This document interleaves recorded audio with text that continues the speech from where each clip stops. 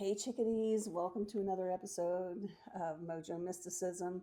This week we're going to be talking about grief, and we're going to leave our questions open. We're going to allow our guides to tell us what they want us to know every day about grief. So come on in and join us. Thanks. Hello chickadees and welcome in. So today we're talking about grief, and we're going to leave our this week pretty open-ended with respect to grief. We're not going to ask specific questions about grief. We're going to allow the council and allow our guides to just show us what we need to know every day. So this deck is the one we've been called to pull from, the Inner Temple Oracle. So we're going to just ask our council, what do we need to know about grief today? So what do we need to know about grief?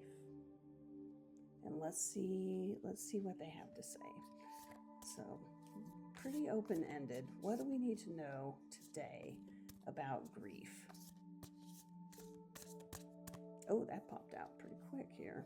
So, all right. Okay, so here it is. The end is also the beginning. The end is also the beginning. We usually feel grief when we feel things ending. And the truth is, we actually feel grief when things are beginning too. So, because the beginning and the end oftentimes overlap each other. Beginnings are the beginning of endings, and endings are the beginning of beginnings and the end of endings. So it's a cycle, right? And that cycle is what we are experiencing growth in, right? So these opportunities that come along with life come with a lot of spiritual growth that is coupled with them. And that cycle of being called to something more and called to be stepping into who we really are means that we're shedding parts of ourself as we go along that path. And that's this cycle of beginnings and endings. And the Buddhist tradition, they talk about birth, old age, sickness, and death, which is four of the stops along the process of life.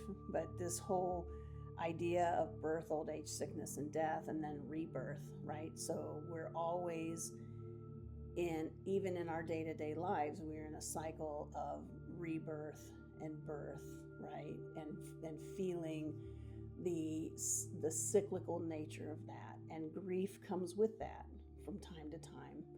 But grief is actually, it is an emotion that we sometimes struggle with.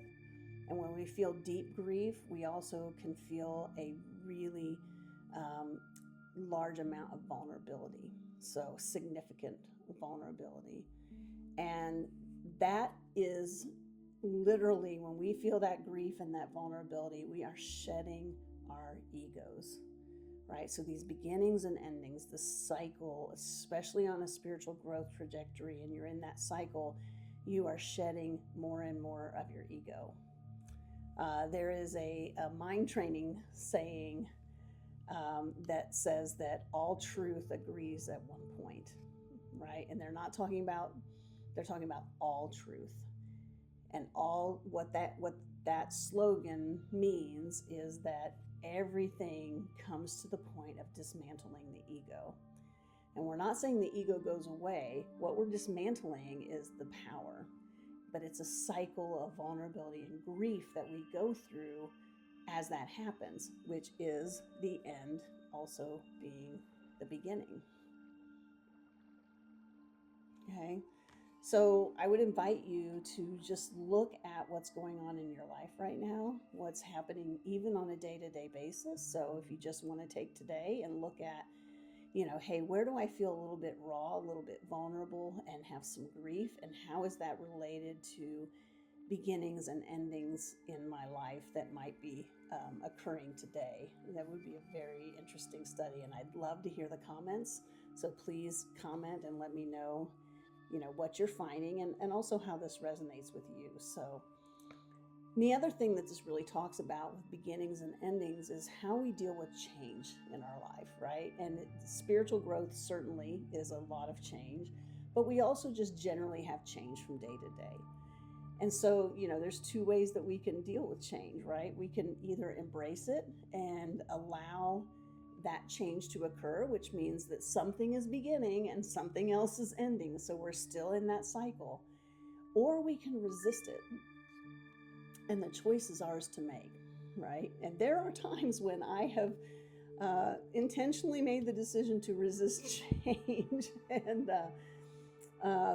when that happens, I usually get another opportunity to make a different decision, because change is inevitable. It happens.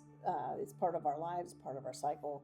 And so understanding that it's scary, that it could require vulnerability, it's definitely going to, potentially require or involve grief as we're letting parts of ourselves take a back seat.